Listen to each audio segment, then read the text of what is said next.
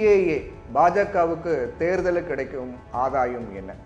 குடியுரிமை சட்டத்தை அமல்படுத்தி தீர்வோம் அப்படின்னு மத்திய உள்துறை அமைச்சர் அமித்ஷா திட்டவட்டமாக சொல்லியிருக்கார். குடியுரிமை திருத்த சட்டத்தை, இந்த சட்டத்தை அமல்படுத்த முடியாது அப்படின்னு சொல்ல மாநிலங்களுக்கு அதிகாரம் கிடையாது அப்படின்னு அவர் சொல்லியிருக்கார். குடியுரிமை சட்டம் அப்படிங்கிறது மத்திய அரசின் வரம்புக்கு உட்பட்டது. குடியுரிமை என்பது உள்துறை அமைச்சகம் மற்றும் வெளியுறவுத்துறை தொடர்புடையது. இருந்தாலும் மாநிலங்கள் கருத்துக்கள் சொல்லலாம், சட்டமன்றத்தில் அதற்கு எதிராக தீர்மானம் நிறைவேற்றலாம். ஆனால் முழுக்க அமல்படுத்தும் அதிகாரம் மத்திய அரசிடமே இருக்குது அப்படிங்கிறதா உண்மை. அதை இதுக்கு முந்தைய லிங்க் பகுதியில் நாம் தெளிவாக அதை பற்றி பேசியிருந்தோம். ஆனால் தேர்தலுக்கு முன் அவசரமாக மத்திய அரசு இதை அமல்படுத்துவதாக அறிவித்திருப்பதும், தேர்தலுக்கு பின் மக்கள் தீர்ப்பு வேறாக இருந்தால் இதை மாற்ற முடியும் என்பதையும் குறிப்பிட்டிருந்தோம். இப்படி அவசரமாக தேர்தலுக்கு முன்னதாக இப்படி அறிவித்திருப்பதால நிச்சயமா பாஜகவுக்கு ஏதோ ஒரு விதத்துல ஆதாயம் இருக்கும் அப்படிங்கிறதையும் மறுத்துவிட முடியாது. அப்படி அவங்களுக்கு என்ன ஆதாயம் கிடைக்கும் அப்படின்னு எதிர்பார்க்கிறார்கள் என்பதையும் இப்போ நம்ம பார்க்கலாம். சிட்டிசன்ஷிப் அமெண்ட்மெண்ட் ஆக்ட் எனப்படக்கூடிய சிஏஏ சட்டம் 2019ஆம் ஆண்டு கொண்டு வரப்பட்ட போது கடுமையான எதிர்ப்பு அஸ்ஸாம் மற்றும் மேற்கு வங்கத்தில் இருந்துச்சு. மேற்கு வங்க முதலமைச்சர் மம்தா பானர்ஜி வங்காளிகளை பிரித்து நாட்டை விட்டு விரட்டும் முயற்சி என்றும், இந்த சட்டத்தின்படி யாருடைய குடியுரிமை பறிக்கப்பட்டாலும் அதை அனுமதிக்க முடியாது அப்படின்னும் மேற்கு வங்க முதலமைச்சர் மம்தா பானர்ஜி சொல்லியிருந்தாங்க.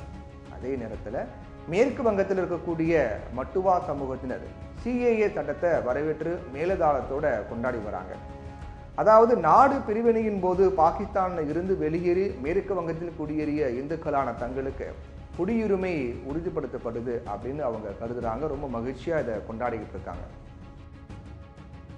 24 பர்கானஸ் மற்றும் நாடியா மாவட்டங்களில் சுமார் 3 கோடி பேரை கொண்ட இவங்க சுமார் 50 சட்டமன்ற தொகுதிகளுடைய முடிவை நிர்ணயிக்கும் சக்தி படைத்தவர்களாக இருக்காங்க. அதனால மட்டுவா சமூகத்தின் வாக்குகளை குறிவைத்து பாஜக இப்போது காயை நகர்த்திருக்காங்க. கடந்த 2010ஆம் ஆண்டு நடத்தப்பட்ட மக்கள் தொகை கணக்கெடுப்பின் போது அஸ்ஸாமில் 3 கோடியே 12 லட்சம் பேரில் 70 லட்சம் பேர் இந்து வாக்காளர்களாக இவங்க பெரும்பாலானவராக இருக்காங்க. இவங்களில் பெரும்பாலானவர்கள் பார்த்தீங்கன்னா வெளிநாட்டினர் தீர்ப்பாயத்தின்படி குடியுரிமை ஆபத்துக்குள்ளாகி இருக்கு. இப்போது இவங்களுக்கு குடியுரிமை தருவது குறித்து பேச்சுவார்த்தை நடத்தப்படும் அப்படின்னு தெரிவிக்கப்பட்டிருக்கு. ஆனால் அஸ்ஸாமியருக்கே, அந்த மக்கள், அந்த மாநிலம், அந்த மக்களுக்கு அப்படிங்கிற அமைப்புகள் இதற்கு எதிர்ப்பு தெரிவித்து போராட்டம் நடத்துகிறாங்க.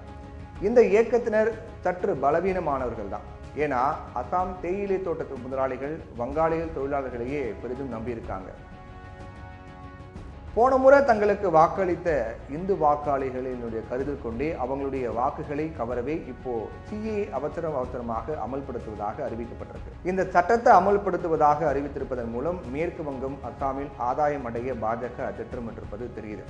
தேர்தல் முடிந்து முடிவுகள் வெளியாகி புதிய அரசு அமைய இன்னும் 2 மாதங்கள் இருக்கக்கூடிய நிலையில அதன் பின் அமையும் புதிய அரசு தான் சிஏஏ குறித்து முழுமையான முற்றான முடிவை எடுக்க முடியும். இனி முடிவு வாக்காளர்கள் கையில தான் இருக்கு.